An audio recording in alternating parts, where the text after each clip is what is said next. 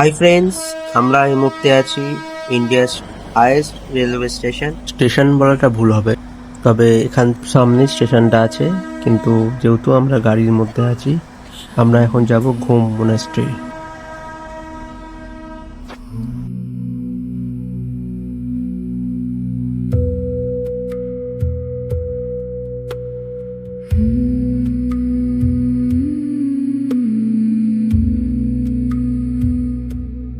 Navjyoti Navjyoti